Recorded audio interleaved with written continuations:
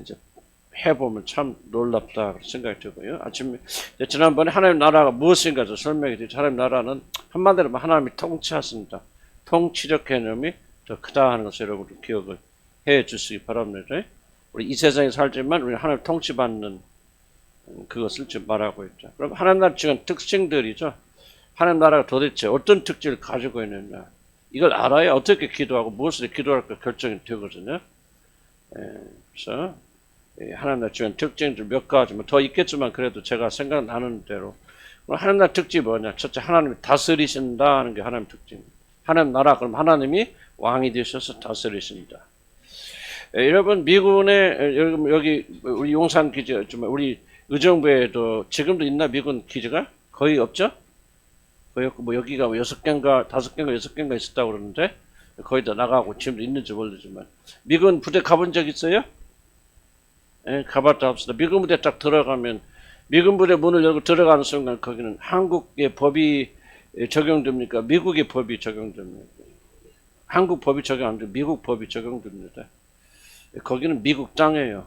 한국 땅에 있지만은 우리말은 뭐 조차죠. 영어로 뭐 인클레이브라고 그러는데 뭐 그런 건 여러분 잘 모르실 거고 다만 이게 뭐 조차지. 옛날에 그런 거 있지 않습니까? 옛날에 뭐 우리나라도 구조선 말에 뭐 일본 사람들이 와서 어디 땅을 차지해서 여기는 일본 이렇게. 그러니까 여기서 하나님 나라라는 것은 어디에 있느냐 위치가 중요한 것이 아니고 어떤 통치권이 미치느냐. 용산에 미군기지 의정부에 무정부지 있지만은 한국 땅이잖아. 한국 땅이 있으니까 한국 통치를 받아야지. 근데 그렇게 안 하거든요. 우리는 이제 땅을 빌렸지만 실제 이 기지 안에 들어오면은 미국 법이 우선 미국 법에 접촉받습니다. 그래서 의정부에 잘 보죠. 의정부에 어떤 미군 기지가 있단 말이에요. 미군 기지에 편지 보내려면 우편번호 몇 번 보낼까? 예? 그렇죠. 1, 2, 3, 4 하면 안 됩니다. 미국 우편번호 적어 보내야 돼. 우리나라에서 못 붙이죠. 그러나 일단은 미국 우편번호가 붙어 있습니다. 중요한 개념은 하나님의 나라는 어디에 있는 위치가 아니고 통치, 누구의 통치를 받느냐. 하나님의 나라는 하나님이 통치하신다. 하나님 다스리신다. 하나님의 통치권이 미치는 그런 곳을 가리킵니다. 그래서 중간에 보면은 하나님 나라는 단순하게 하나님께서 왕으로서 다스린다리다. 이게 바로 하나님 나라입니다. 이런 교회가서는 하나님 나라는 민주주의가 아닙니다. 기독교는 민주주의하고는 거리가 영 없는 겁니다. 독재도 그런 독재가 없습니다. 기독교는. 예? 말이 표현이 좀 이상하게 들릴지 모르지만요. 지금 현대인들이 기독교를 굉장히 싫어하는 것은 뭐냐면 굉장히 독재적이라고. 기독교는 민주국가가 아니에요. 민주주의를 기본으로 한. 물론 기독교에서 민주주의가 많이 나오지만은 그럼에도 불구하고 기독교 핵심은 민주주의가 아니고 어떻게 보면 독재에 가까운 철저히 왕 중심 왕이다. 이게 이제 사람들이 믿음을 가지기 참 어려운 부분입니다. 그래서 하나님의 왕 되신 하나님의 통치권이 미치는 영역이다. 그럼 하나님의 나라는 한마디로 하나님의 통치하신 나라. 이것이 굉장히 제일 중요한 부분입니다. 하나님이 다스리신다. 하나님이 통치하신다.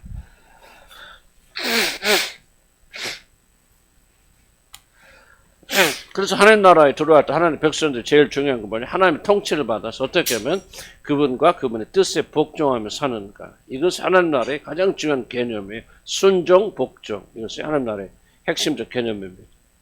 세상이나 어떤 것도 여러분 주관할 수 없습니다. 이게 이제 하나님 나라의 다룰 때 핵심적인 부분이죠. 비록 우리가 이 세상에 살지만은 더 이상 이 세상은 우리를 통치할 수 없다는 거예요. 이게 바로 하나님 나라에 들어온 백성들 하나님 나라 구하는 자들. 그래서 우리의 모든 법은 나는 대한민국 백성이지만 물론 대한민국 법을 지켜야 되지만 나는 1차적으로 내 나라는 대한민국이 아니에요. 여러분 기독교인들은 지나친 애국자들이 될 수 없습니다. 우리나라는 1차가 하나님 나라입니다. 누가 뭐라고 그랬죠? 그러니까 정부하고 하나님 나라 부딪히면 우리는 목숨 걸고 죽잖아요. 죽고 순교당하고 싸우는 것은 우리가 평상시에 평할 때는 순종해야 되지만 그러나 그렇지 않을 때는 우리가 하는 나라가 1번이다. 그래서 이게 굉장히 중요한 부분이에요. 여러분이 지금 여기 교회 다니고 믿음을 가지고 있지만은 여러분을 실제로 다스리는 것이 무엇입니까? 여러분이 실제로 영향을 주고 있는 것이 무엇입니까? 굉장히 중요한 질문 우리가 스스로 던져야 됩니다. 구원은 다각도로 설명해도 구원은 내가 구원 받았단 말이 무슨 말입니까? 하나님 나라의 백성이 되었단 말이에요. 그럼 하나님 백성, 나라의 백성이 되었다면 무슨 말입니까? 열심히 기도하고 그 다음에 하나님 축복하셨단 말입니까? 아니죠. 하나님의 통치를 받아들이는 얘기. 우리가 구원받았다고 하면서도 여전히 우리 가치와 모든 생각과 어떤 영향을 세상으로 받는다면 그거는 이 하나님 나라의 개념에서 볼 때 우리는 하나님의 백성이 아니라는 거죠. 근데 중요한 부분이에요. 그래서 우리가 이걸 다 깨달아 구원받는 건 아니지만 구원받은 백성들이 내가 받은 구원이 도대체 무엇인가? 우리 점검해야 될 거 아니에요. 왜 그렇게 우리는 세상에 살지만 세속에 물들지 않는 것이 그렇게 중요한 개념입니까? 우리 하나님 나라 백성이고 하나님의 통치를 받는데 세속에 물들었다는 말은 세상에 통치받는단 말이죠. 그건 하나님 나라의 개념으로 완전히 그는 아직 하나님 나라에 들어오지 못한 거잖아요. 이건 단순히 기호의 문제가 아니에요. 그게 문제가 아니고 우리 어떤 존재가 걸려있는 그런 문제를 이다.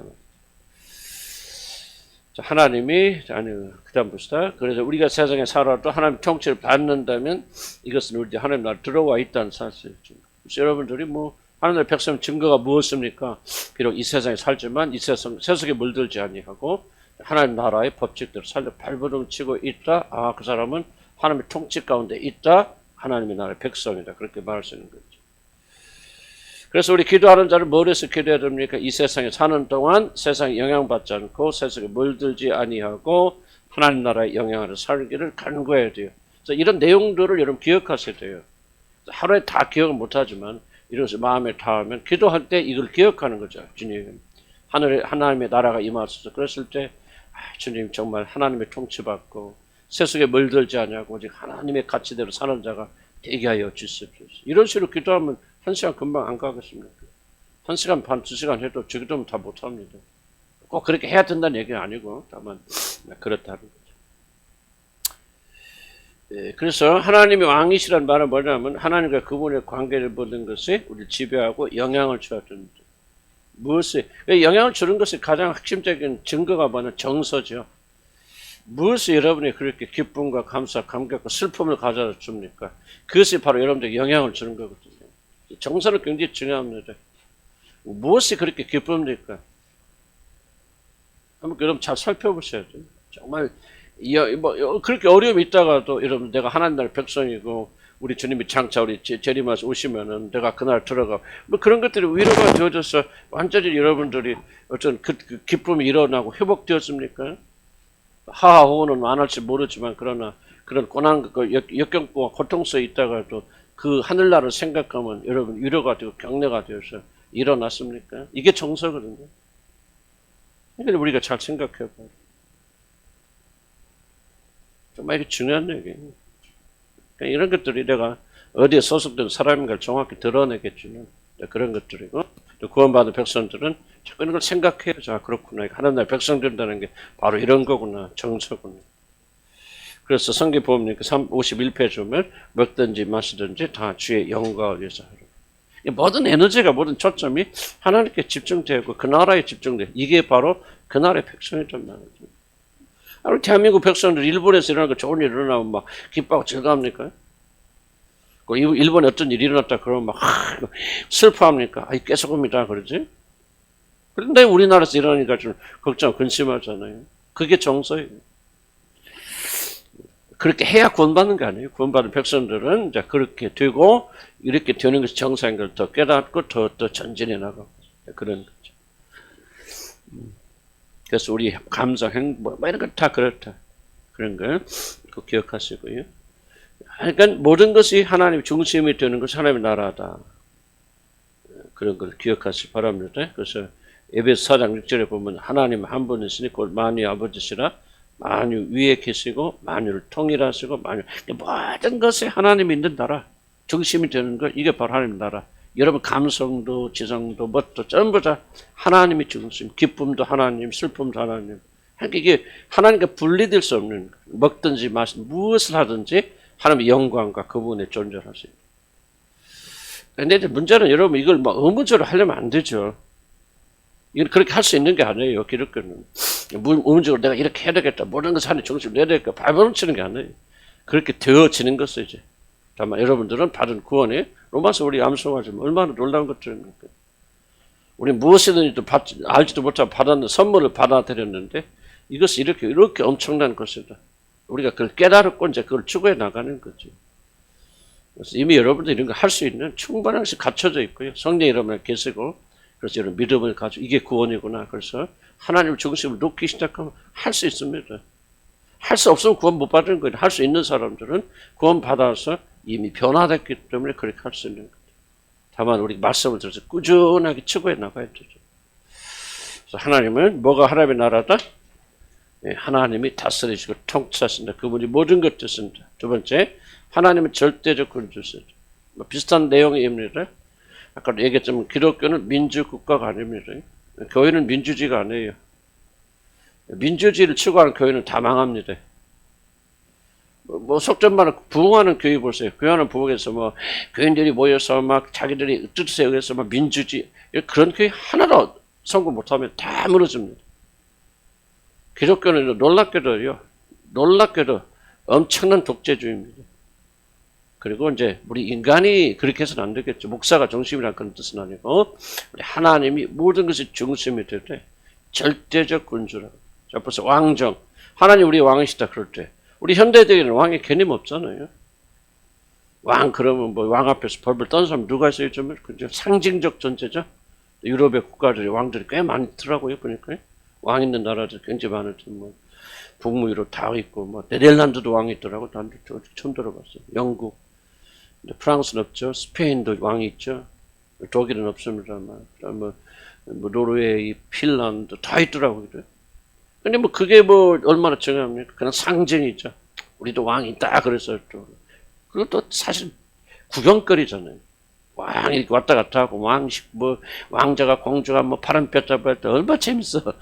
그러니까 하나의 구경거리에 불과해요. 그래서 사실은요, 이 하나님의 나라가 하나님 나라를 현대인들 잘 이해하지 못합니다. 왜냐하면 하나님 나라의 모든 개념 왕정의 기초에서 그렇게 설명하는 거. 절대적 군주주의에 의해서 이 하나님 나라를 말하는데 우리 현대인들은 그런 개념이 없기 때문에 이게 사실은 하나님의 통치, 하나님의 경외 이런 것들 현대인들이 굉장히 낯설어하고 정말 굉장히 좀 어려워하는 그런 부분입니다. 그러나 성경이 말하는 왕은 절대적 군주입니다. 무슨 뜻인가요?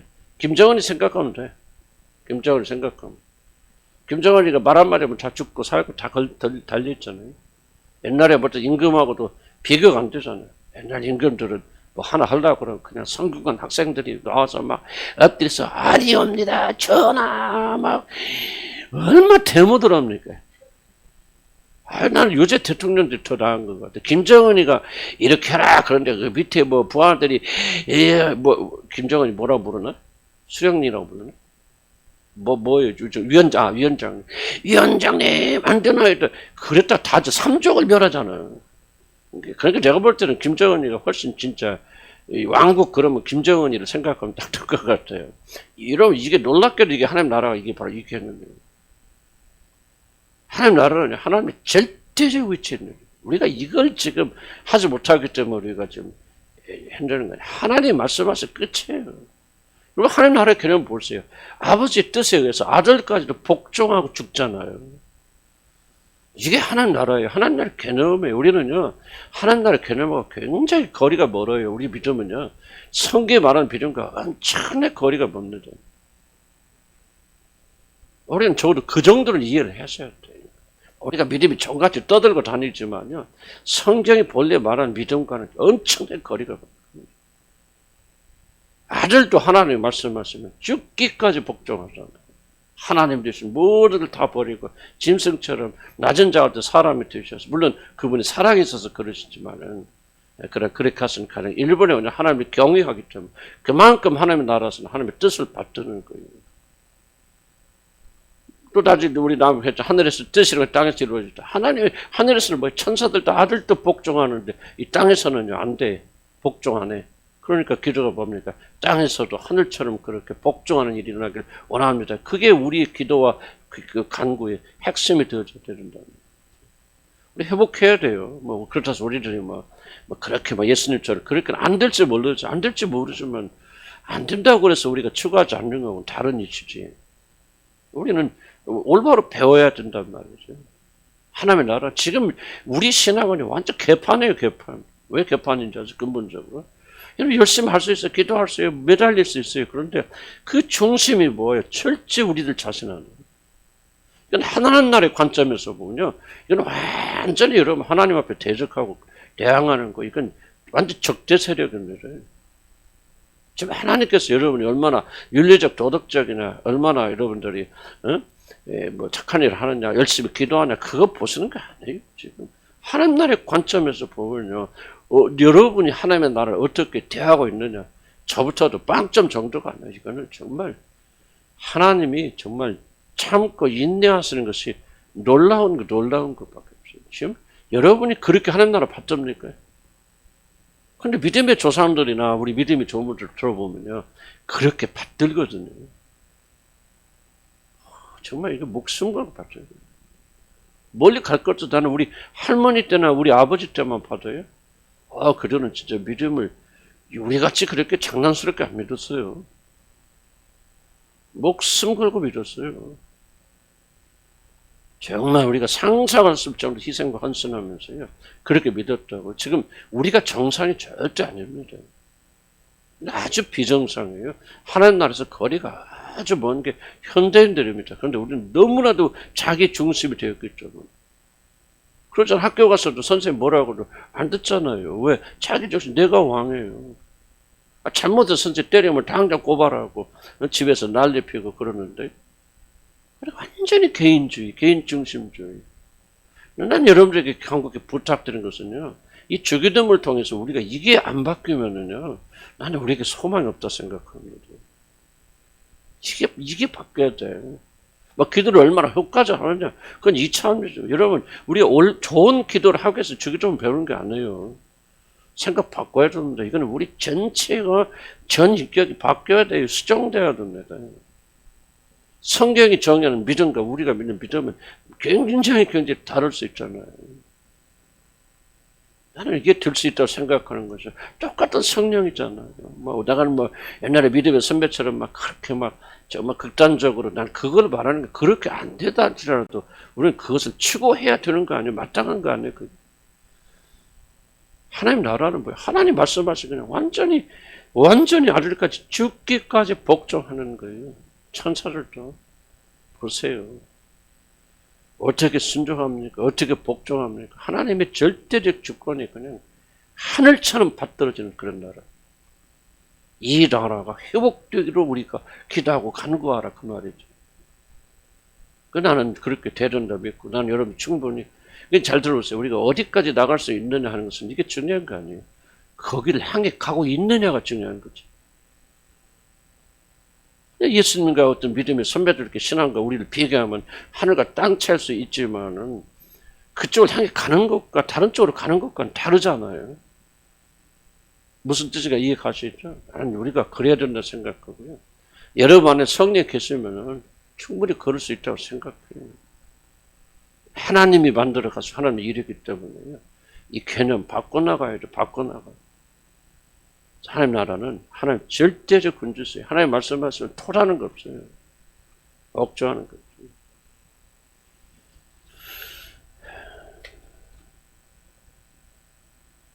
난 요즘 정명석이 JMS 좀 나와서 조금씩 보고 좀 그러는데, 정명석이, 진짜 참, 말도 어떻게 그렇게, 말을 허락을 그렇게 촌스럽게 합니까? 발음도, 나도 발음 안 좋은데, 이건 무슨 말인가. 그런데 사람이 그냥 정명석의 거짓말같이 엉터리 같은 말을 하는데도 그냥 눈물을 질주면서 하면 그 앞에서. 물론 귀신 들려서 그러죠. 귀신들 걸리지만 나는 그거 보면서요. 뭐를 충격적으로 생각하냐면 우리 그리스도인들이 하나님에 대해서 그런 반절 정도의 자세를 가지고 있습니다. 정명석을 경외하는 것처럼 우리 하나님에 대한 경외가 반절에 있습니까? 참 난 부끄럽더라고. 나는 내 자신이 그거 보면서요. 그 사람들 뭐라고 하기보다는 내 자신이 굉장히 부끄럽고 초라해지더라고.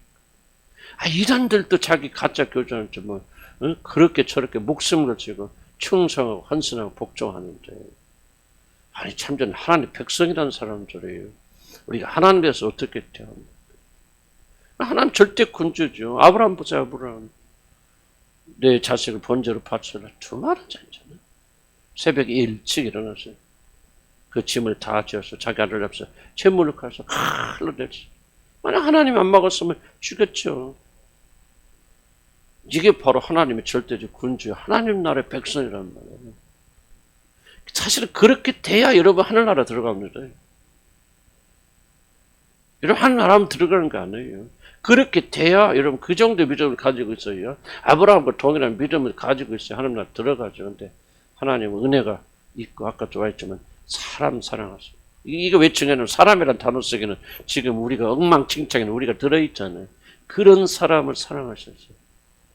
그렇게 못 하더라도 우리에게 먼저 성령을 선물로 주세요. 이 성령께서 이제 오셔서 이제 그리스도의 보배를 피를 가지고 우리를 거룩하게 만들어서 그런 사람이 되도록 만들어 가신다는 말이에요. 아멘. 그러니까 우리는 완전하지 않아도 나는 거듭나고 구원받은 사람은요 당연히 그것을 추구한다고 생각해요. 근데 인간의 죄성이 얼마나 강한지 조금 예배드리러 가다가 다 까먹잖아. 그죠? 그래 안 그래? 네? 그렇다면 또 걸리니까 그러기 쉽죠. 그래서 하나님 은혜가 그러나 하나님은 반드시 우리를 그렇게 만들어 갔습니다. 그래서 우리는 그걸 추구하면 살아야 돼. 부족하다고 낙담하지 마시고 방망하지 마시고 그리고 우리가 대충 사는 것을요 당연하게 여기지 마세요. 하나님은 사랑이 많으셔서 우리를 이해하셔서 여러분 그건 하나님 철저히 우리가 이용하는 그거는 하나님의 자녀들이 할 말은 아니에요. 하나님도 막 그래서 우리가 편히 사는 것도 하나님 기뻐하셔서 마시고 여러분 그렇게 말하면 안 됩니다. 그건 철저히 우리가 사단에게 속는 거예요. 물론 하나님은 우리가 그렇게 살지 못해도 받아주실 수 있죠. 그러죠? 그러니까 로마서 8장 우리 암송하신 것처럼 우리 실패에도 불구하고 하나님은 우리를 받아주신다. 그러나 하나님이 그것이 기뻐하신 뜻이 아니에요. 하나님 기뻐하신 뜻은 바로 우리들이 이스처럼 아브라함처럼 하나님 나라를 받들어 모시는 것이거든요. 그럽니다. 하나님의 절대적 군주 자리에 있다고 하는 것. 52페이지 그렇게. 그 다음에 하나님은 마음의 왕이시다. 하나님 나라는 이 마음이 굉장히 중요합니다. 마음. 자, 빌라도에게 잡혀서 재판을 받을 때 예수님 이런 말씀하시죠. 내 나라는 이스라엘에 속한 것이 아니다. 만일 내 나라 이스라엘에 속한 것이었다면 존다사주입니다. 그렇게 말씀하죠. 그러니까 하나님 나라는 세상과 다르다는 거죠. 무엇에 다르게 여러 가지 차이점이 있지만 세상과 하나님 나라를 극적으로 구분할 수 있는 하나의 지평선이 있다면 그것은 다른 것이 아니고 바로 하나님의 나라는 마음에 이루어집니다. 마음, 보이지 않는 마음을 중요하게 여기는 거죠. 사람은 뭐예요? 보이는 외모를 중요합니다. 건물 보이는 거, 뭐 옷이 됐건 또는 그 사람의 명예, 이름, 성공, 돈 다 보이는 거 아니에요. 외모죠. 외모. 뭐 얼굴만 외모라고 하는 거 아니에요. 그 사람이 가지고 있는 위치, 학벌. 그 사람들은 다 그걸 보잖아요. 그것도 추구하잖아요. 그래서 많이 가지려고 노력하죠. 하나님 나라 백성들이 그러진 않겠죠. 전에는 우리가 그렇게 멸망받을 자리에 했지만 이제는 여러분 다른 사람이 되었기 때문에 나는 여러분 진짜 그런 하나님의 백성들이라면 약간 그런 마음은 남아있을 수 있지만은 옛날과는 근본적으로 다른 존재가 되어졌다는 거죠. 여전히 여러분이 정말 누가 봐도 저 사람 아직도 세상에 빠져 있어라고 말한다면 난 죄송합니다. 난 그 사람을 구원 안 받다기보다 구원 받던 증거를 볼 수가 없는 사람입니다. 여러분 거듭남은 확연하게 다릅니다. 확연하게 달라요. 내 안에 아직도 탐심도 있고 또 나는 또 하나님 앞에 좀 죄송한 부분도 많이 있지만은 옛날에 거듭나기 이전과 비하면 세상에 대해서 완전히 달라져요. 먹고 마시고 이런 멋내고 뭐하고 나같이 멋쟁이 어디가 있고 싹 바뀝니다. 먹는 거 바뀌어집니다. 세상적으로 바뀌어집니다. 외모에 외모에 신경써 나쁠 건 없겠죠. 그러나 외모에 안 합니다, 여러분. 그렇게 안 돼요. 안 하는 게 아니에요. 안 됩니다, 여러분. 내면이 같이 바뀌었는데 어떻게 그렇게 안 되죠. 소속이 바뀌고 달라졌는데 구원이 그런 거 아니에요. 이런 마음의 근본적 변화가 일어납니다. 거듭나게 되어지면은. 외모는 세상의 공통적 특징. 돈이 많다. 학벌이 좋다. 그런 마음이 우리 잔재가, 찌끄러기가 우리 마음에 있을 수 있겠죠. 그러나 우리가 그런 것에 끌려가지는 않잖아요, 이제 그랬어요. 그러니까 자꾸 변화됩니다. 중요합니다. 배우면 뭐 대학 나오고 한 교수님 대학 나왔으면 뭐 대학원도 나왔으면 뭐 잘하셨지만은 그러나 공부 하나 뭐 국민학교를 못 나왔다고 해서 뭐가 뭐 차이 있나? 뭐 세상에서는 차이가 있어요. 근데 요새 세상에서도요 그렇게 별로 차이가 없어요. 우리 수진이라고 제 조카 지금 미국에 있는 걔가 뭔가 몇창 뭐 있잖아요 그 뭐랄까 페이스북 잘하네. 거기 이제 거기 아주 높은 남편이 뭐냐면 구글에 있어요. 구글 회사 다니는데 구글에서 굉장히 톱 5 중에 하나 5명 중 그러니까 프로그램 짜는데 근데 걔는요 대학도 안 나왔습니다. 걔가 고향이 어디냐면 프랑스 저 깊은 산골 가도 골짜기 동네가 다 하면 50명도 안 넘는데 그런 골짜기 출신인데 혼자 어렸을 때부터 계속 연구 많이 하는데 제가 그 좋아해서 프로그램 만들고 짜고 그래서 구글에서 무슨 시합을 했는데 거기 그 산골짜기에서 보내고 걔가 당선돼서 그 구글 본사에서 뽑아가 스카우트해서 지금 그걸 잘 다니고 있는데 그러니까 세상도요 이제 보이는 것 자꾸 무너지잖아. 그럼 어쨌든 간에 우리 그리스도 하나님의 거룩한 백성들은 이제 뭐요 학벌이 나는 우리 교회가 참 가난하고 배운 거 별로 없고 뭐 거의 다 뭐 대학 나오신 분 몇 분 안 계시고 나는 오히려 물론 이것도 거꾸로 아이고 대학 안 나오는 게 더 좋다. 그것도 사실 역차별이고 또 그것도 사실 외모죠. 난 그렇긴 하지만은 우리 교회가 그런 자랑할 것 내세울 것이 없는 것이 참 좋다. 그래서 나도 미국에서 박사학위 할 때 1년 마치고 다른 여러 가지 어려움도 있었지만 주님이 돌아가라고 하신 것은 내가 생각할 때 그런 뜻도 있겠고 내가 사실은 뭐 공부하는 목적 박사학위 나는 목적이 뭐냐면 사실은 좋은 옷 좀 걸쳐 입으려고 그런 거 아니야. 나 박사예요. 미국에서 박사학위 땄습니다. 제가 1년 딱 마치고 나니까 주님께서 가라 그러시더라고요. 환경도 그렇게 만들어 갔었고 지금 이런 뜻이 있으셨고 교만밖에 더 그렇잖아도 교만한데 더 교만하지 않겠습니까? 그러니까 하나님 나라는요 잘 기억하셔야 돼요. 외모가 아니에요. 하나님 어디 보세요? 마음의 중심 보십니다. 아직도 여러분이 외모를 치부한다면 여러분 하나님 나라가 뭔지 모르는 사람들. 먹고 마시는 게 또 여러분이 치장하는 거죠. 외모도 너무 많이 그렇게 꾸미지 마시고 관심도 그렇게 많이 갖지 마세요. 또 대충 화장도 하고 그거는 불려하지. 그건 뭐 여자분들이 그러니까 또 그거는 당연한 거. 그러나 그냥 외모에 그냥 여러분 생명 걸지 마세요. 적게 보이면 얼마나 적게 보입니까? 적게 보니까 좋긴 좋더라고요. 아까 지금 새로 온 애들한테 야 목사님 몇 살 먹어 보이냐 했더니 45살 먹어 보인다. 다음 주에 지금 닭을 살까 통닭을 살까. 우리 정현 성도도 같이 닭 사야 돼. 우리 정현 성도는 뭐 50살 안 넘어 보인다. 애들이 요스라 그런지 뭐 진짜. 어쩌고는 뭐 그거 나는 절대 인간의 본성을 우리가 부인하자는 그런 얘기 안 하는 거죠. 먹고 마시고 우리가 놀고 나는 오락도 필요하다고 생각해요. 근데 이제 중요한 여러분 아시잖아요. 여러분 스스로 경계선 있잖아요. 내 마음에 어디가 지금 들어가 있는지는 여러분 잘 알잖아요. 왜 그걸 스스로 속이려고 그러니까. 여러분 하나님 백성들은요 그렇게 안 돼요.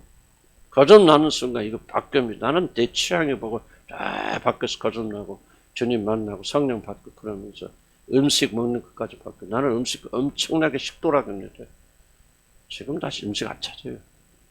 있으면 먹고 없으면 먹고 맛있는 데도 입맛 다 살고 귀여워 뭐 오시고 먹고 있으면 먹고 뭐 내가 뭐 완전히 난 그런 뜻이 아니지만 내가 내 안에 변화될 때 어떻게 이런 것이 변화가 되지? 어떤 이런 기호의 변화가 일어나지? 하나님 벌써 내면이. 그래서 나는 제일 부러운 사람이 누구냐면 내가 실제 못됐어도 그렇지만요. 나는 화려한 사람 아니에요. 목사님 중에서도 경력이 좋고 부은 사람이요. 그 마음이 순수하고 깨끗한 분 만나면요. 나는 그렇게 부러워요. 그 사람들. 나는 그렇지 못하거든요. 나는 왜 이렇게 마음이 더러운 게 많은지 몰라요. 그런 분들 보면 정말 어떻게 나는 진짜 하나님 내려다보죠. 나는 그게 제일 부러워. 왜 그렇게 부러울까? 내가 그래도 하나님 나라에 조금 가까워지기 때문에. 하나님이 그랬잖아요. 사람은 의무를 붙지만 나 여호와는 마음에 중심을 붙습니다. 그냥 배운 거 없어도 괜찮아요, 여러분들. 돈 없어도 괜찮고 혼자 살면 어쩌고 여러분 이런 자녀들이 성공 못하면 어떻습니까? 하나님 보시니까 마음이 중심이에요. 그래서 내가 계속 강조하는 마음에 불 떨어지면 그건 죽은 사람이라는 거예요. 마음에 불붙지 않는다면, 마음에 감동이 없고 감격이 없다면, 우리가 하나님 주님 생각을 눈물이 흐르지 않는다면 이거 병든 사람이란 말이죠. 냉랭한 채 얼마나 하나님께 충성 헌신을 그거 보시는 거 아니에요. 마음의 중심 보는 거예요. 하나님 나라는 어디 있냐? 여러분 마음 안이죠. 그 마음이 하나님께서 성령이 어디 주어진다고 해서 성령이 너희 마음에 부어진 바든 속 사람이 우리 하나님 나라단 말이에요. 아멘. 이거 우리 정말 기억해야 합니다. 그래서 우리가 하나님의 어떤 그런 마음, 그런 마음이 나타나는 게 뭡니까? 두 가지 있어요. 마음을 볼 때 제일 중요한 정서와 생각입니다. 정서와 생각, 이게 53페이지 두 번째 단락인데 찾기로 하는데 정서는 뭐예요? 감정입니다. 감정물 이상의 것이라 우리가 다 설명할 수 없기 때문에 무엇이 여러분 진짜 기쁘게 만듭니까? 무엇이 즐겁습니까? 저도 인터넷이나 뭐 그런 것들 굉장히 많이 고민하는 것은 왜 그러냐면 내가 뭐 나쁜 거 하겠어요. 그런데 그것에 나에게 즐거움이 되고 있다고 하는 게 나는 좀 굉장히 참 고민인 거예요. 뭐 그렇게 즐거울까? 근데 뭐 그 즐거움도 애들 좋아하니까 애들 막 킥킥대고 나오고 어린 애기들이 걸어가고 왜 이렇게 이뻐? 그런 거 좀 좋아하는데 또 내가 왜 이런 즐거움을 그러니까 이 문제는 이겁니다. 세상의 즐거움을 가지고 있다는 게 문제가 아니에요. 하나님 우리를 그렇게 만드셨어요. 이런 오락이 필요하고 희로애락이 필요하고 기쁨과 즐거움이 필요합니다. 예수님 잔치집 가서 얼마나 사람들 포도주 마시고 기뻐 즐거우시고 그냥 노닥거리셨습니까? 중요한 것은 뭐냐면 그것이 하나님에 대한 즐거움이 이것보다 크지 못하다면 이게 문제예요. 여러분 하나님 말 주님께 기도하고 묵상하고 주님과 관계하고 또 그분과 관계에서 홀로 있고 이라는 것이 여러분에게 그냥 의무가 되어지지 진정한 기쁨이 되어지지 못한다면 그것을 무엇으로 합니까? 난 아는 테스트가 있는데 참 골치 아파요. 뭐가 합니까? 우리가 인터넷이나 유튜브 할 때 뭘 보든지 하니까 뭐 강의를 듣지 뭐를 듣지 난 그런 많이 보면서 시간 가는지 잘 알아요 몰라요? 예? 잘 모르잖아 솔직히. 그런데 주님과 교제하고 기도하고 하면은 시간 가는지 알아요 몰라요? 참 힘들죠? 예배도 오늘 왜 이렇게 좀 기네 뭐네. 우리에게는 원칙 훈련이 돼갖고 좀 그렇긴 하지만은 이러면 왜 그렇습니까? 지금 우리나라 교회 가면요 큰 교회 가면요 예배 시간이 딱 시작해서 말할 때 1시간 넘어가면 그 교회 안 가요 사람들. 모든 프로그램 딱 지켜보세요 거의. 또 길 가신 분도 계신데 그렇게는 거의 대부분이 1시간 내로 설교도 20분 넘어가면은 그 설교를 잘못하는 까지 그렇게 돼 있어요. 이게 참 우리가 심각합니다. 그런데 우리가 뭐 텔레비전 앞에서 뭐 제가 옛날에 뭐 야구 볼 때 해태 우리가 봤을 때 해태하고 또 어디 있어? 뭐 롯데하고 하잖아요. 그럼 막 구회장 하잖아. 근데 점수 안 나서 막 13회까지가 왜 이렇게 즐거워? 그때 보면 3시간 반, 4시간 막 훌쩍훌쩍 가거든요. 그 아까워 안 아까워? 안 아까워. 근데 이게 저번 이제 이게 우리가 하는 정성인데요.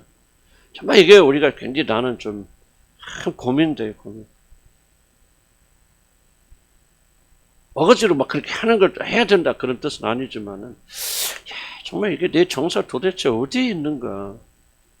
구원 안 받은 건 아니지만은, 정말 제가 이 정서가 주님과 정말 이게 기쁨과 즐거움으로 아침마다 뭐 그런 분도 계시겠지만은 하나님 앞에 정말 이 시간같이 기쁜 게 없고 즐거운 게 없고 그냥 하나님 말씀 읽으면 시간 가는 줄 모르고 기도하면 시간 가는 줄 모르고 참 이게 정상인데 저는 솔직히 말하면 제 정서가 아주 바뀌지 않은 건 아니겠지만은 정말 이게 하나님 앞에 매달려야 되겠죠. 난 이게 주기도문이 왜 필요하냐면 이게 도전하는 거죠. 하나님의 나라가 임하소서. 지금 내가 말한 이 내용이 들어가 있단 말이죠. 마음에 임하는데 이 마음을 뭐로 합니까? 정서, 두 번째 생각. 우리 생각이 어디로 가니 흐르고 있는. 난 굉장히 많이 고민되어져. 굉장히 많이 고민되어져. 나는 여러분들이 이제 뭐 구원받고 뭐 예수 믿고 뭐 구원받고 그런 단계 다 지났잖아요. 하나님께서 그 하나님의 나라가 어디에 임하죠? 우리가 마음에 임하였어요. 그 마음에 하나님의 인격이 드러나고 사랑이 드러나고 즐거움과 기쁨이 드러나는데, 그래서 우리가 참 방법 5밖에 없어요. 우리가 거듭나지 않은 것도 아닌데 기도하는 수밖에 없다. 하나님의 나라가 임하게 주시옵소서. 당신의 그 놀라운 나라가 내 마음에 이루어져서 내 정서와 내 생각이 온전히 하나님 나라에 고정되게 하여 주시옵소서. 그러니까 여러분, 주기도문 따라 기도하면요, 이 모든 걸 다 기억하는 거 아니에요. 하지만 성령께서 어느 날 이 부분, 어떤 부분들을 드러나게 해주시고 생각나게 해주시고, 그 우리가 기대해 낼 수 있죠. 주님, 내가 주님한테 즐거움을 찾게 해주시옵소서. 예수의 살을 먹고 예수의 피를 마시는 것이 나의 생명이 되시고 기쁨이 되게 하여 주시옵소서. 당신의 나라가 내 마음에 임하게 하여 주옵소서. 아멘. 그런 것들 우리가 좀 기도할 필요가 있다는 거죠. 그래서 마음 오는 기쁨, 이것을. 그래서 시편도 보면은 기쁨으로 여호와를 섬기고 노래하면서 그의 앞에 나갈지어다. 우리 안에 그런 기쁨이 있는 거예요. 자, 하나님 뭐를 보십니까? 이스라엘 백성들이 율법 순종하잖아요. 좀 여러분 예배 드리잖아요. 오늘 드렸잖아요. 시간 젊으면 오늘 이 예배에 말씀을 듣는 것에 기쁨이 있습니까? 마가복음 7장 6절 이렇게 말하죠. 이르시되 이사야가 너 의식하는 자에 대해 잘 예언하였도다. 기록하였으되 이 백성이 입술로 나를 공격하죠. 마음은 내게서 멀도다. 참 난 이 마음이 참 제 마음에 와서 충격적으로 다가옵니다. 하잖아요. 열심히 뭐 하면 좀 여러분 오늘 아침부터 저녁 오후까지 어쨌든 간에 여러분 지금 주님을 섬기고 있잖아요. 그런데 중요한 질문은 여러분 마음은 그분 안에 있습니까? 여러분의 마음에 하나님 나라가 임하고 있습니까? 몸은 여기 와 있지만 헌신하기도 하지만 정말 우리 마음속에 기쁨과 즐거움과 감사, 정말 애절한 마음과 간절한 열망이, 그분을 향한 열정이 우리 마음을 통하고 있습니까? 항상 그러지 못한 줄을 모르지만 우리들이 그런 상태를 얻기 위해서 들어가기 위해서 지속적으로 기도하고 간구해야 된다. 일주일에 한 번씩 은혜를 주시고 한 달에 한 번씩 은혜를 주시더라도 그 은혜를 사모해서 여러분의 마음이 그쪽을 향해 가고 있느냐 그 말이죠. 그렇죠. 여러분 머릿속에는 뭐 어떻게 하면 내가 뭐 경제적으로 잘 될까, 건강할까, 무엇이 문제 풀어질까, 이런 것을 우리가 사로잡혀 있다면은 또 그럴 수밖에 없을지, 인간은 또 어떤 문제에 부딪히면 그런 것들이 우리에게 영향을 줄 수밖에 없잖아요. 그러나 그런 순간에 우리가 뭐를 기억해야 됩니까? 아, 하나님의 나라가 내게 임하소서 간구하는 사람이 되어야 된다. 완전한 걸 말하는 거 아니에요. 기독교는 결코. 완전하지 못하면 정죄하는 게 아니에요. 저도 우리가 갈등할 수밖에 없고 문제밖에 없지만은 고난과 고통 속에 있을 수밖에 없죠. 그런 순간에도 우리가 누군지를 깨닫고 우리가 이렇게 하나님의 나라가 주님 그 가운데서 우리에게 임하게 되려고 간구하는 자를, 그것을 향해 가는 자들이 하나님 나라의 백성들이라 그 말이에요. 아멘. 그러면 우리가 좀 더 나을 수 있겠죠. 그러나 이 지상에서는 우리가 완전하게 되지 않아요. 하지만은 여러분의 마음 정신에 하나님 나라 임했으니까 그 나라를 삼하는 그런 마음으로 나가냐 그 말이지. 치고해야 된다. 내가 왜 이렇게 안타깝습니까? 내가 왜 이렇게 내 자신이 이런 데서 이렇게 안타까운 마음을 가지고 있습니까? 바로 이런 것들이 마지막 심판대 앞에서 정확하게 우리 믿음이 진짜인지 가짜인지 평가를 내는 기준점이 된다 그 말이죠. 그러니까 우리가 기회가 있을 때 우리가 올바로 잡아야 될 거 아니에요. 이게 유일한 기회 아닙니까? 우리가 오늘이 바로 우리에게 주신 유일한 기회 아닙니까? 이때 회개하고 이때 주님 안에서 더 즐거움 가지면 그 나라에 들어가면 들어갈수록 하나님의 영광과 충만함이 더 있을 거 아니에요. 아멘. 우리가 나도 주술하고 신비주의 할 때 재밌었습니까? 되게 재밌었죠. 즐거웠습니까? 즐거웠죠. 뭐 기적들이 일어나고 폭포 일어나고 막 눈에 보이고 막 진짜 막 공동체 형성이 되고 즐겁고 기뻤죠. 그러나 중요한 게 이겁니다. 난 이 말 기억해. 너희 의가 바리새인들 의보다 낫지 않으면 결단코 그 나라에 들어가지 못하리. 생각해 보세요. 바로 우리들이 그리스도 안에서 발견한 이 즐거움이 그때 신비주의가 됐건 뭐였든 그때 느끼던 즐거움보다 더 크지 않는다면 어찌 우리가 하나님의 자녀, 하나님의 백성들을 말할 수 있습니까? 이런 질문을 가져야 돼요, 여러분들. 그럼 우리는 연약한 존재를 그렇게 하지 못하더라도 그래서 주님이 기도를 가르쳐준 기도하라 그 말이에요. 하나님의 나라가 임하게 해주시라. 그건 하나님 나라 들어가 주세요. 그 말이야. 하나님 나라 들어온 너희들이 삶 속에서 하나님 나라 여러분 우리들 자신의 삶을 지배할 수 있도록 우리 정서와 생각을 지배할 수 있도록 너희들이 끊임없이 간구하고 기도해야 된단 말이야. 아멘. 그렇게 해도 힘겨운 싸움인데 그렇게 안 하고 놀다가 뭐 주일날 한 번만 교회 와서 아니죠. 3번 봅시다. 하나님 법이 만들어지는 나라 간단히 설명합니다. 하나님 나라 받든다는 뭐예요? 하나님 법이 법법. 하나님을 사랑하고 법도를 사랑하고 똑같은 얘기입니다. 하나님의 법을 지키는 거예요. 우리 왕 되신 하나님께 복종하는 마음을 사실 뭐 하나님 말씀에 복종한다는 거죠. 그래서 이스라엘 백성들이 하나님을 율법에 순종하지 않을 때 하나님이 그 백성을 버리십니다. 자 보세요. 처음부터 하는 말을 봐요. 너희들 나를 사랑하지 않고 나오지만은 뭐 합니까? 너희가 내가 너에게 준 규례와 명령을 지키지 아니하고 순종자 법을 안 지켜서 하나님 버리시는 거예요. 하나님 사랑하는 거 하나님 법을 사랑하는 것을 맞는 거죠. 그럼 그 법이 무엇입니까? 성경 말씀에 법이 나와 있겠죠. 그러나 그 법의 기본적인 마음을 다하고 뜻을 다하고 성품을 다하고 목숨을 다하고 주여 너희 하나님 사랑하고 내 이웃을 내 몸처럼 사랑하는 거죠. 난 이게 중요한 질문이에요. 저와 여러분이 정말 하나님 나라 백성들이고 하나님 나라 안에 들어와 있다면은 제일 먼저 뭐에 순종해 줍니까? 하나님의 법도에 순종하면서 발버둥을 쳐주다. 그 법도가 뭐냐? 사랑의 관계죠. 오늘 제 자신부터 참 이게 부끄러운 얘기예요. 다시 한번 기억하자 그 말이야. 부끄럽고 힘들지만은 우리에게 제일 중요한 하나님의 법도는 뭐냐? 하나님을 사랑하는 것이에요. 여러분을 사랑하는 게 아니에요. 그래서 저기름이 중요한 거예요. 우리들이 드려지는, 여러분 죄송합니다. 우리들이 드려지는 기도를 잘 한번 분석해 보면 자기 사랑으로 참, 뭐라 됐더니 딱 하나 생각하는데, 점철됐다고. 자기 사랑으로 가득 깔려있는 거죠. 그건 뭐예요? 하나님이 우리에게 주신 제일 중요한 일개명을 우리가 어기는 거죠. 우리에게 어떤 명령 주셨죠? 하나님의 마음을 다하고 뜻을 다하고 모든 걸 다해서 하나님 사랑하라. 두 번째, 내 이웃을 내 몸처럼 사랑하라. 근데 우리는 어떻게 합니까? 살짝 바꿔서 자기 사랑으로 바꿔놔버렸잖아요.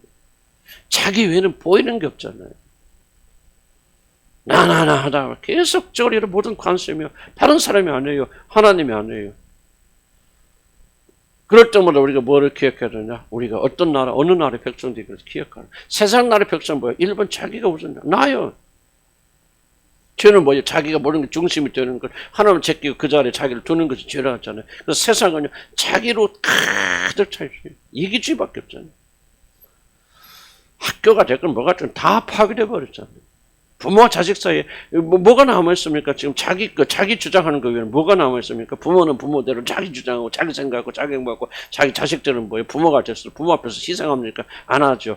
현대인들의 구조입니다. 죄로 가득 차 있는 그런 세상에서 우리가 하나님 나라의 백성이 되어졌다면은 적어도 뭐를 우리가 들어야 되냐? 하나님 나라의 근본이 뭐냐? 그 나라의 법을 지키는 거냐? 그 나라의 법의 핵심이 뭐냐? 하나님을 사랑하고 이웃을 사랑하는 거죠. 쉽다는 얘기는 아니죠. 쉽다는 얘기는 아니지만 적어도 우리는 지속적으로 간구하고 기도해서 이 하나님의 나라, 사랑의 나라, 하나님의 법이 받들어지는 그 나라가 내 안에서 이루어지게 하여 주시옵소서. 다섯 번째, 의와 거룩의 나라에 있다. 이건 설명할 필요가 없을 거예요. 제가 강조 싶어하는 거룩은 뭐냐? 거룩의 핵심적인 것은 분리에 있다는 거죠. 세상과 같이 아니한 것이 거룩이다. 그래서 우리는 거룩해지려면요. 말을 점잖하게 이게 거룩이 아니에요. 행동을 바르게 하고 사람들을 예의 범절하게 되고 그게 거룩이 아니에요. 성경에 말하는 거룩은 절 가치에 관한 문제는 가치. 무엇을 추구하느냐. 이것이 거룩이에요. 거룩의 핵심은 철저히 세상과 다른 거예요. 다른 거. 앞에 참조하시기 바랍니다. 하나님 이름이 거룩해. 그 내가 많이 설명드렸잖아요. 거룩의 개념은 세상 사람들이 추구하는 것 반대되는 걸 추구하는 거예요. 세상 사람은 자기를 추구하지만 우리는 자기 죽음을 추구하고 십자가에 못 박고 하나님과 다른 사람. 근데 그렇지 않잖아요. 근데 나 자신도 보면요. 지속적으로 뭐가 내가 잘 되고 나를 보호하고 내 상처 이게 전부 나나나 한단 말이에요. 이건 바로 세상 사람들이 세상 나라 사람들이 하는 거예요. 그 멸망의 나라에서 우리가 건진받아서 사랑의 아들의 나라 하나님 사랑하시고 이 사랑의 중심은 그 나라로 바뀌어졌기 때문에 우리는 어떻게 준다는 거예요? 지속적으로 이 주의 명령과 규례를 생각하면서 서로 사랑하기 위해서 발버둥 쳐야 된다. 이게 하나의 출발이 된단 말이에요. 사실은 이게 잘 되어져 나가면은 사실 우리가 주님의 규례와 법도를 잘 지키는 거죠. 여기에 안 되면은 가장 중요한 거 빼먹고 우리가 그다음 중요하지 않은 거 지키면 무슨 소용이 있겠습니까? 그래서 하나님 나라가 임한다는 것은 사랑의 나라예요. 거룩한 나라예요. 그 나라가 내 자신의 삶을 지배하고 가정을 지배하고. 근데 그게 아니잖아요. 싸우고 다투고 자기 주장하고 왜 내 뜻대로 나를 이렇게 만드는데 이게 바로 이제 그 순간은요 마귀가 따로 없어요. 마귀가. 넌 다른 사람 얘기하는 게 아니라 내 자신이거든요. 그때 우리가 뭐를 발견합니까? 나는 하나님의 나라의 백성이라는 사실을 다시 한번 기억하면서 이게 아니지. 하나님 나라의 백성들은 여호와의 법도와 규례가 지켜지기 위해서 발버둥 치는 사람들, 그리고 여호와의 법도와 규례 핵심을 이렇게 서로 사랑하는 거예요. 그래서 우리는 다투지 않았죠. 그렇죠? 그냥 부끄럽게 여겨야 됩니다. 우리가 직장에 나서 싸우고 다툰다. 부끄럽게 여겨야 돼. 왜 부끄럽까? 여겨야 됩니다. 이거 하나님 주신 명령에 가장 반대되는 일을 하고 있잖아요. 자기 자신의 이익만 챙긴다. 이런 정말 부끄럽고 수치스럽게 여겨야 기도할 때마다 이러고 나와서 나 좀 우리 자식만 이런 기도하는 걸 수치스럽게 여겨야 여러분의 기도가 올바른 기도로 들어가는 거예요. 하나님의 나라가 임하여 주시옵소서. 하나님의 통치가 임하여 주시옵소서.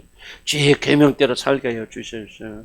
그럼 사랑하게 되면 우리가 서로 사랑으로 연합하게 되면 하나님이 나라가 우리 가운데 임재한다면 하나님 나라가 임재하게 되면 뭐합니까? 가정에 있는 서로 사랑하게 되어준다면. 그러나 하나님 나라가 임재하지 않고 마귀의 나라가 강력한 영향하면 뭐합니까? 싸우고 다투고 그럴 거 없어요. 핵심 뭐야? 자기 주장. 내 행복. 왜 나를 전부 자기 관점을 생각하는 게 이게 바로 마귀의 나라, 세상의 나라 핵심이란 말이에요. 우리는 저와 여러분은 거듭나 구원 받았지만 그렇게 하기 얼마나 쉬워요. 그래서 우리가 주기적으로 매일 주님 앞에 간구해야 돼서 주여 세상의 나라, 나의 나라, 내가 왕이 되는 나라가 임하지 않게 해주시고 하나님의 절대적 주권을 가지고 통치하는 나라, 거룩함이 강조되어지고 주의 말씀과 규례, 법도를 목숨처럼 주님처럼 죽기까지 복종하면서 지키는 그런 나라가 우리에게 임하게 해주시고 하나님의 나라가 임하면 그냥 이런 황홀경에 빠져서 그냥 이게 아니에요. 하나님 나라가 임한다는 지금 우리가 말하고 있는 이 내용들이 우리 삶 속에서 가정 안에서 교회 안에서 실천이 되어져서 그 안에서 하나님의 놀라운 그런 하나님의 나라가 건설된다는 그런 뜻이 아니겠습니까?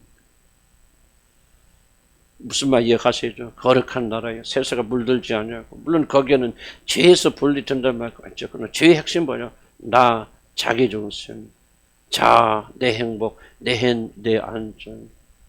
이게 얼마나 부패된 심령인가를 우리가 기억할 필요가 있다.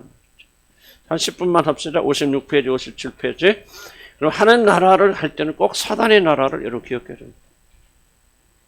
하나님의 나라가 임하여 오시옵소서라고 기도할 때는 그것이 역으로 뭐가 통하냐면 어둠의 나라, 사단의 나라는 물러가게 하시고 떠나게 하시는 간구가 그 안에 들어져 있다. 이것은 그래서 이번 하나님 나라, 사단의 나라의 관계는 뭐예요?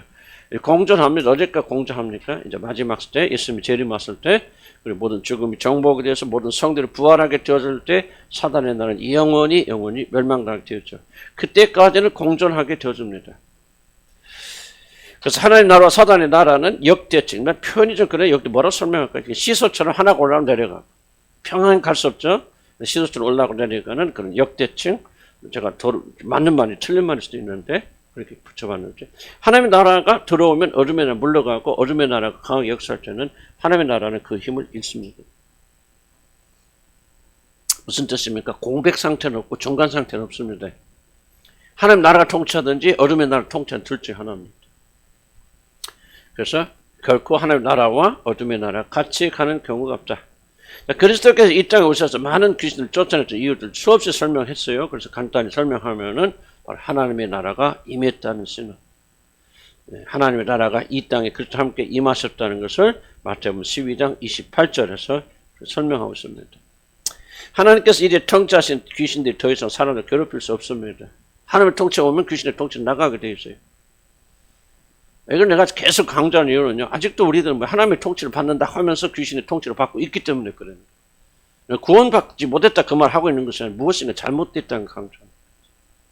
만약 우리 교회 안에서 또 우리 가정에서 개인 안에서 이렇게 하나의 나라가 아닌 어둠의 나라의 특징이 일어나고 있고 싸우고 다투고 불리고 분열된다면 이거는 크게 잘못됐다고 하는 것을 제가 좀 여러분이 강조하고 있습니다.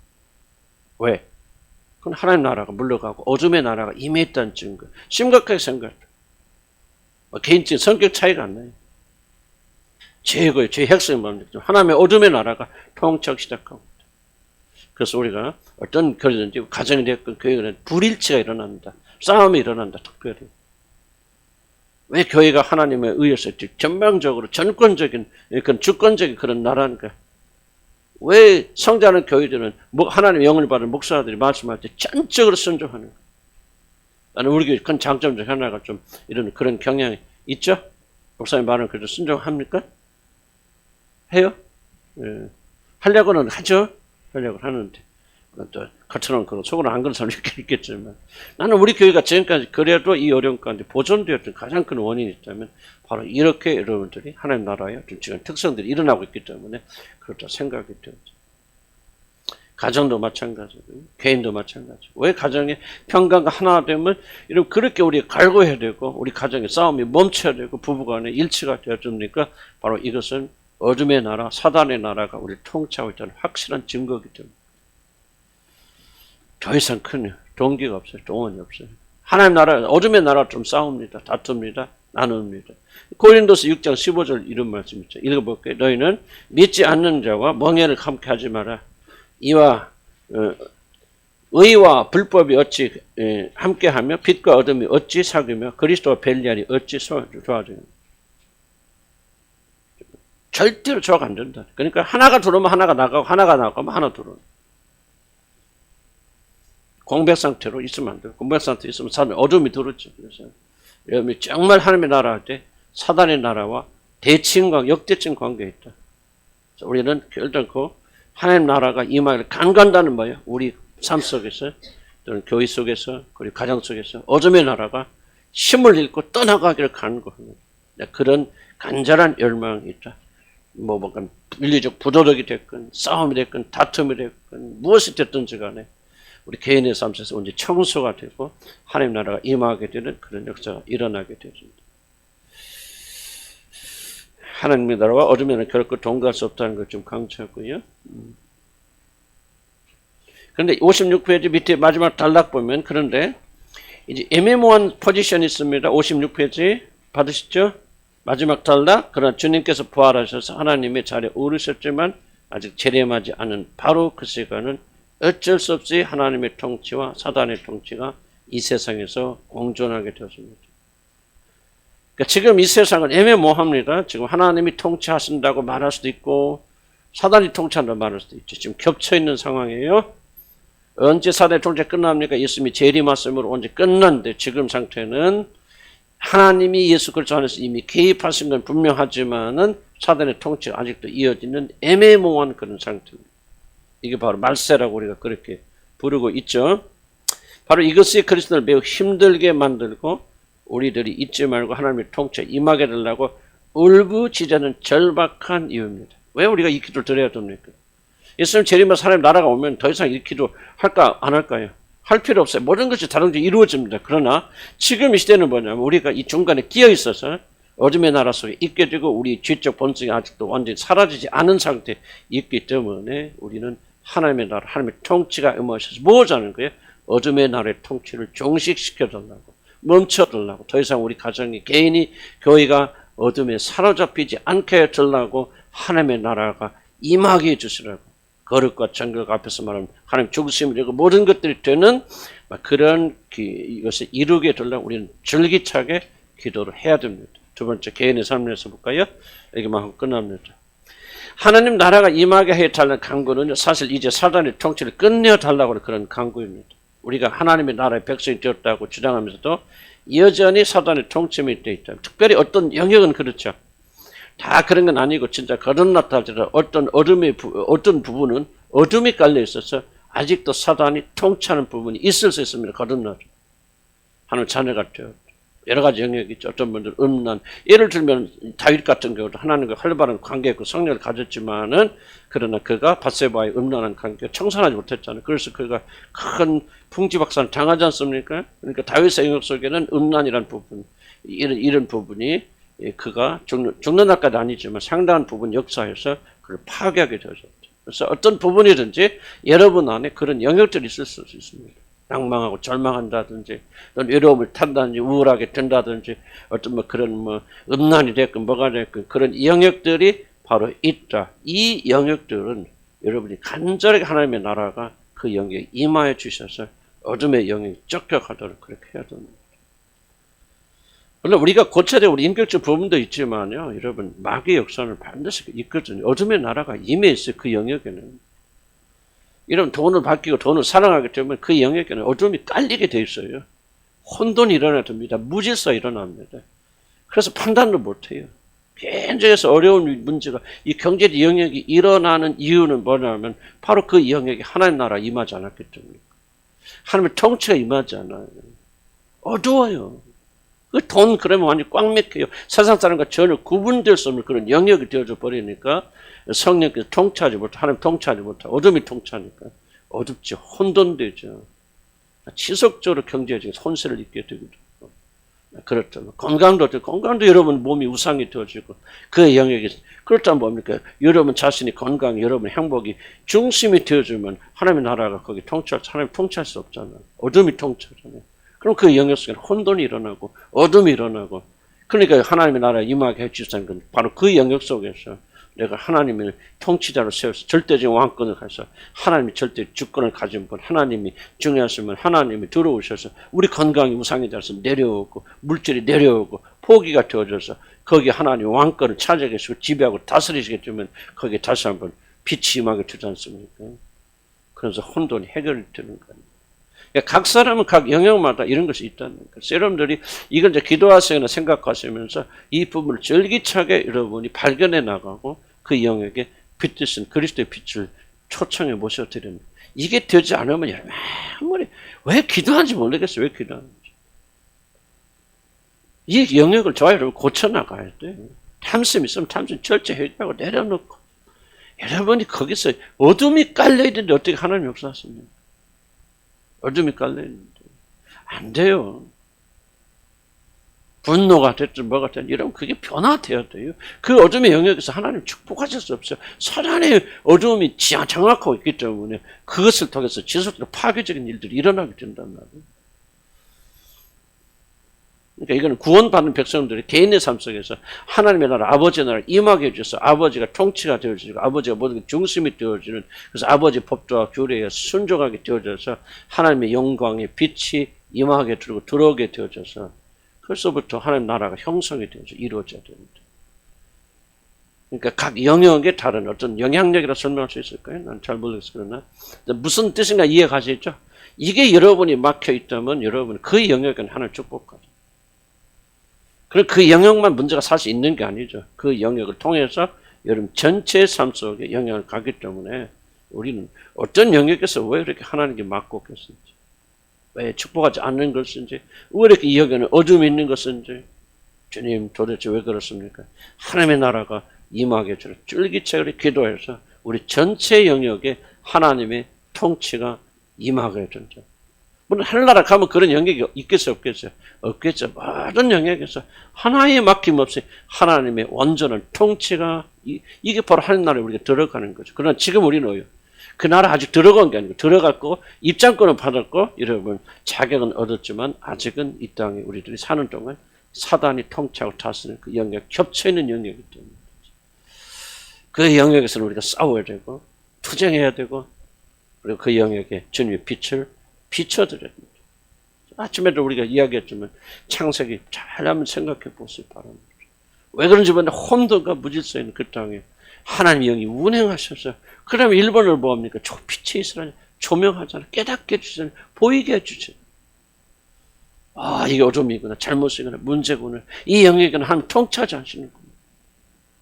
깨닫게 해주셔서 우리가 그것을 가지고 회개하고 나가게 돼서 하나님의 참된 빛이 임하게 하시고 그 문제가 해결되는 그래서 하나님의 통치가 임하게 되는 그런 역사 일어나는데 이것은 이제 이 기도하면서 가장 더불어 싸워야 되는 그런 영역이 아닌가 그런 생각이 듭니다. 하나님 나라, 어둠의 나라는 결코 양립할 수 없어요. 어둠이 끼치는 영역은 하나님은 결코 우리 안에 거하실 수 없고 그 영역에 축복할 수 없습니다. 그래서 이런 잘 살펴보세요. 어떤 영역에서 하나님이 도무지 축복하지 않으십니다. 왜 관계 영역에서 사람을 만나면 왜 이렇게 문제가 일어나는 건지, 왜 이렇게 경제가 지속적으로 막히가 되고 어려움이 일어나게 되는지, 하루아침에 해결 안 되겠지만 우리가 전심을 다해서 이걸 하나님께 해결하고 나가야 돼요. 그래서 하나님 나라가 온전히 이루도록 이것은 단순한 기도뿐만 아니라 우리 모든 관심과 관점을 가지고 그렇게 나가길 주의로 간절히 축복합니다. 아멘. 하나님 나라가 어떤 나라예요? 하나님이 통치하신 나라, 하나님 통치권 미치는 나라, 하나님의 절대적인 주권을 가지고 행사하신 나라. 우리가 이 땅에 살면서 그것을 추구하고 기도하고 간구하고 나가야 우리는 어둠은 이게 승리하게 나가게 됩니다. 기도합시다.